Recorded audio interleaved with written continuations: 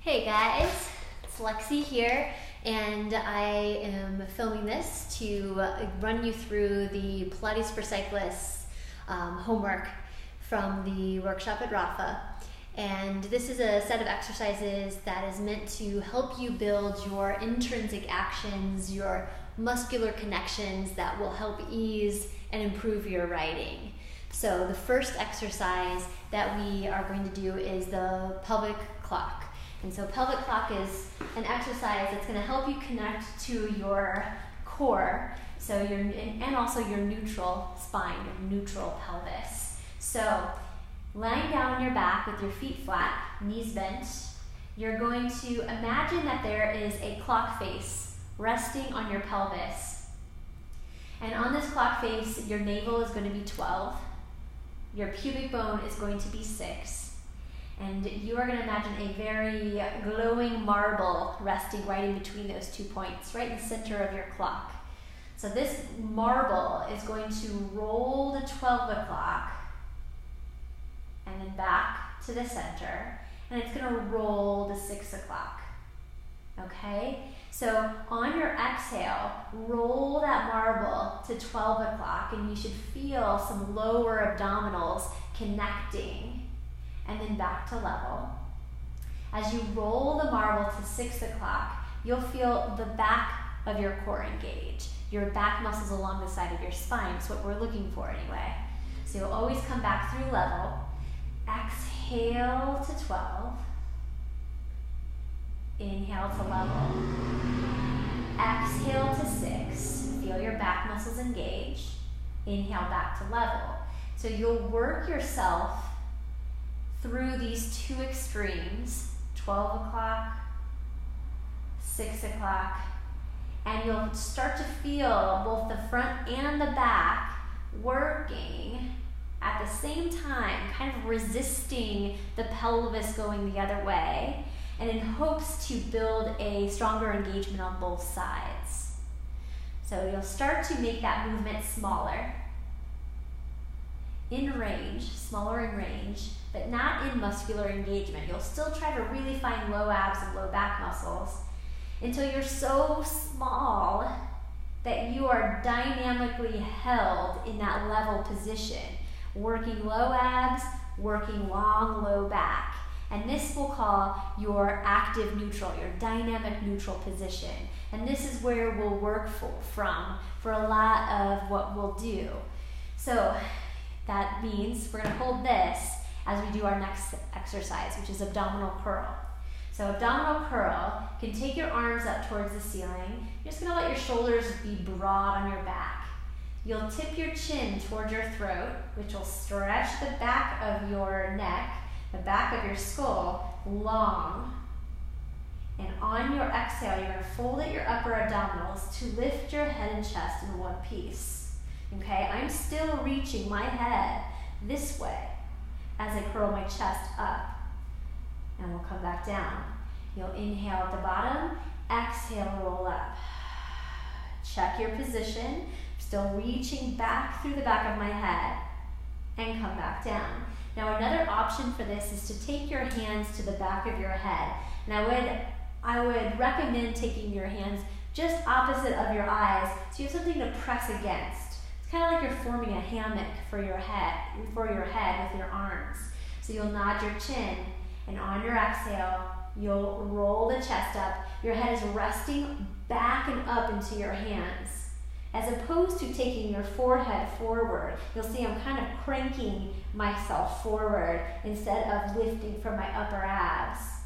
Okay, we'll come back down. We'll do that a few more times so you can kind of see what it looks like. You'll nod your chin, lengthen the back of the neck. Exhale to lift the chest.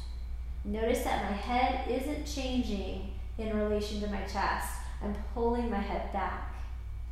We talked about this a little bit on Monday night, that this is going to shorten your neck flexors so they can actually work to lift up your head. Often they get overstretched with riding, with your head forward like this, computer work with your head forward, iPhone usage. So this helps to correct your neck alignment, pulling your ears back over your shoulders, as opposed to kind of your head living forward, which will put a lot of strain on your shoulders, your neck muscles and shoulders, and a lot of load down your spine.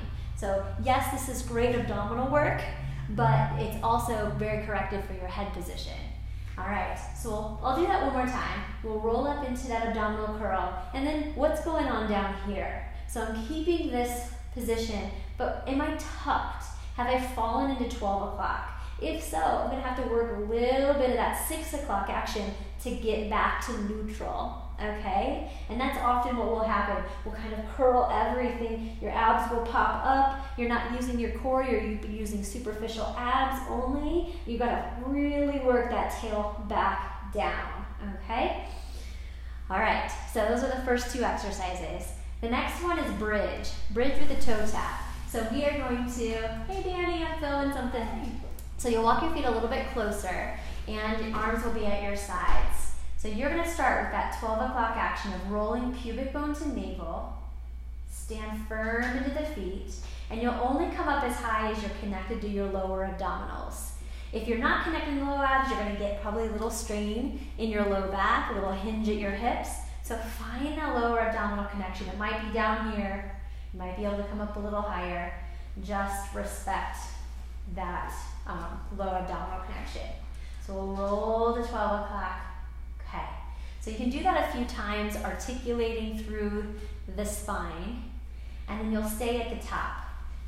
Put your fingertips on your hips, and you'll work to keep your hips level as you lift one leg up and down.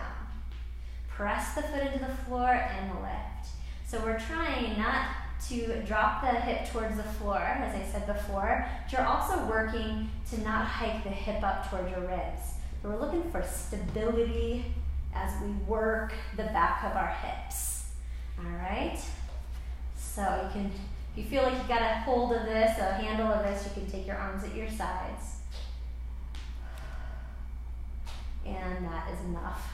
Roll it back down. And in all these, you can do as many repetitions as you feel like you're maintaining good form, anywhere from like 3 to 8, okay?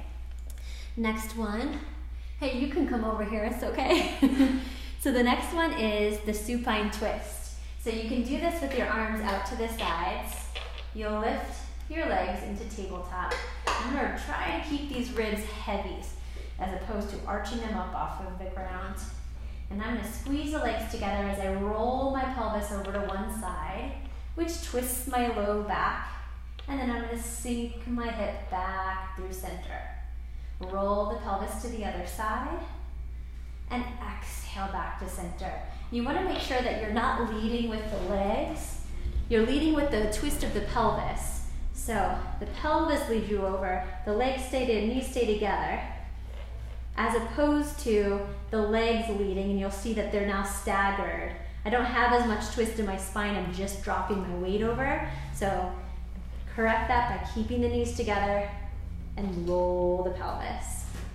Okay, so you'll roll through that a few times while keeping your shoulder blades on the mat.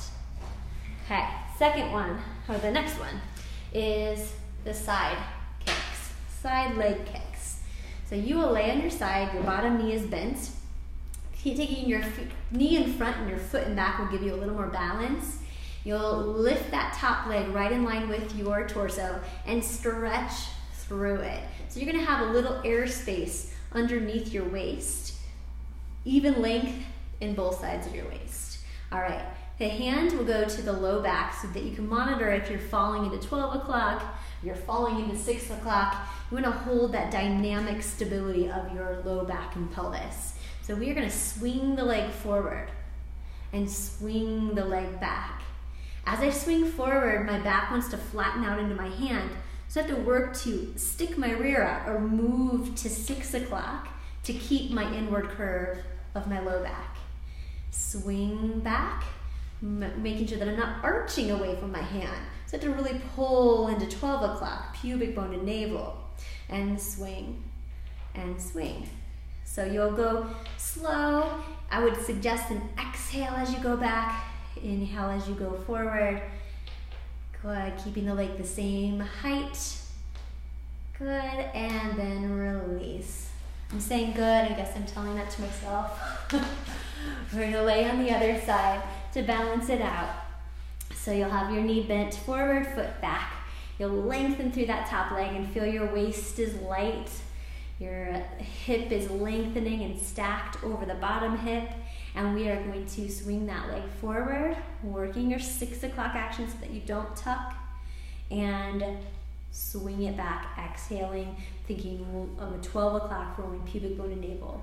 So if you're having trouble feeling this in the side glute, which is where we want to find it, you can slightly turn your knee down, okay? And that should help to shut down the front of the leg and the hip flexor a little bit. Another thing that you want to watch for is that you're not tensing your foot. If you're really pointing or you're flexing or straining somehow, that's going to put tension down the thigh. And we really want to let that be fairly soft so we can focus on this side glute work, okay? It's going to be helpful for your riding big time. All right, next one is the swan.